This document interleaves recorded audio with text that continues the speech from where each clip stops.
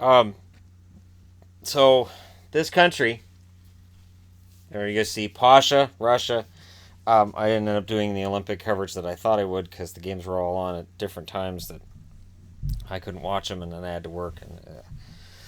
But hey, why don't I talk about the KHL? And every now and then I have people saying, "Can you do videos on the KHL?" I've been looking at what's going on. And everybody's like, "Oh, look at what SKA is doing."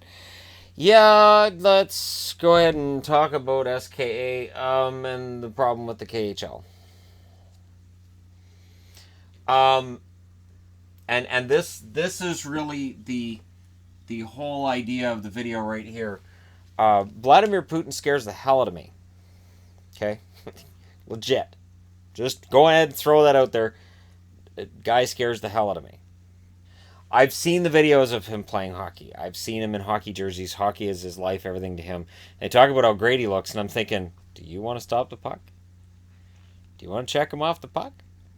Do you? Because I don't. Nope. Don't matter. Little fluttering, rolling puck. Oh, it went right between my feet. Look, you are the greatest ever. So yeah, I mean he's a strong guy, and he's a stocky dude, and SKA. It's his home team. That's his favorite. And for the motherland, they're being handed a title. For the motherland, SKA is allowed to ignore the salary cap. They have a salary that's about 6 times what the rest of the league is.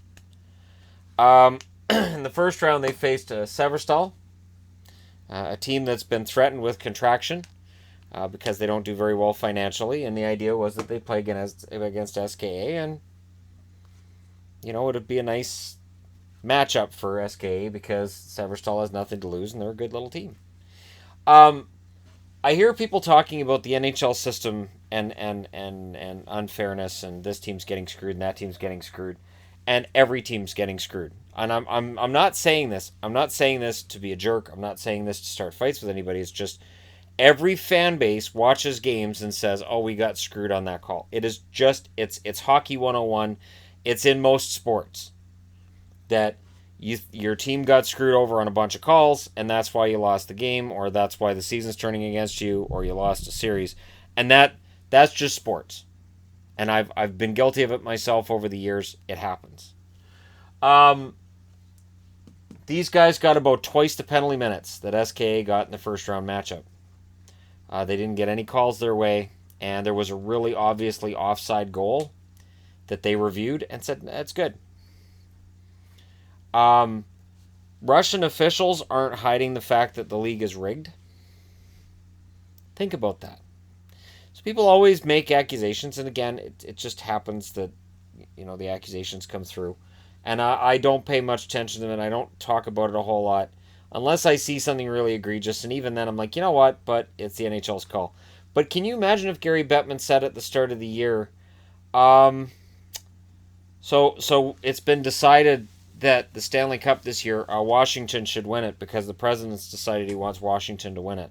So they don't have to worry about the salary cap this year, and they can have as many good players as they want. We're going to put all the good players in Washington, and they're going to win the Stanley Cup this year. It's something, and I know people can say, what about Pittsburgh? No. Were there bad calls against Nashville? Yep. Did the NHL make Pekka Rinne hot garbage in Pittsburgh? Nope. Um, Again, the man is amazing. If he's watching this, you're really an amazing man, and I have no right to say anything. Um, but the idea that you have a league that's become this, and there's an article that I found on this, and I'm going to link it in the description below because it really brings across just how frustrating this is to watch. It's a series of 34 tweets that are just, this is what's going on and this is what's happened, and it expresses it in a far more eloquent manner than I can. But this is why I don't cover the KHL. I don't cover the KHL because I know there's good players there. I know there's good teams there. But I also know the league has some shady money in it. It has some shady ownership. And it has direct involvement right now from the Russian government.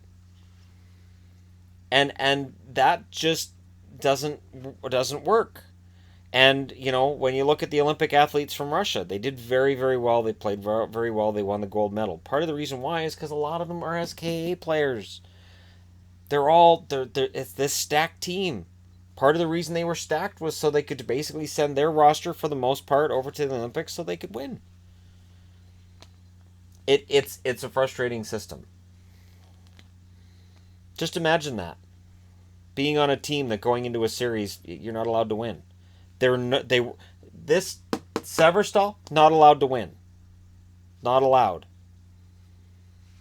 So there were no calls going their way the entire series. None.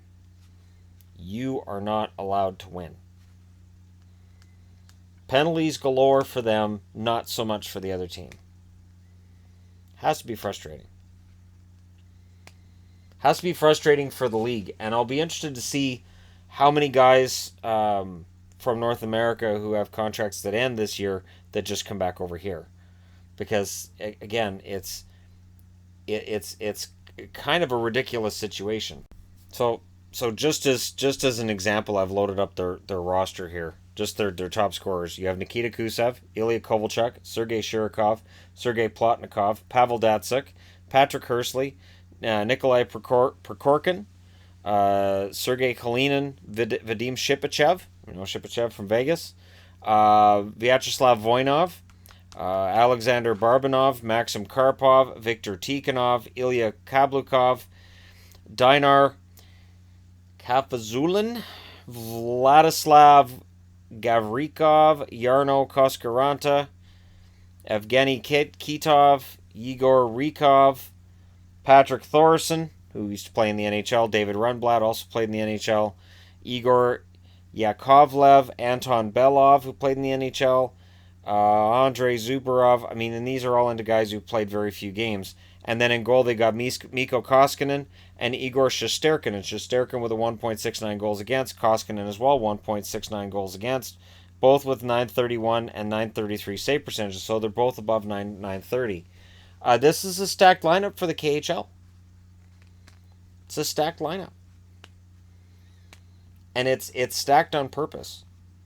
And while we all have issues with the way the NHL conducts its business, this is ridiculous. So I did this because there have been people asking. It is newsworthy. It is news internationally, and it is news about hockey. And it is stuff like this that I look at and say, yeah, the NHL has its problems, but this is beyond. So again, Vladimir Putin is an amazing man. He's a good man. I have nothing but the utmost respect for him.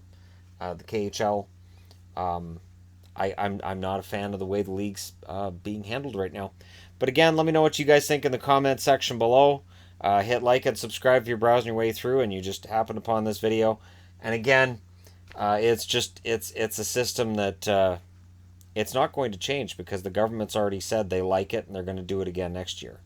The question that I have is, how many players are going to look at this and say, well, I don't really want to go over and play there then?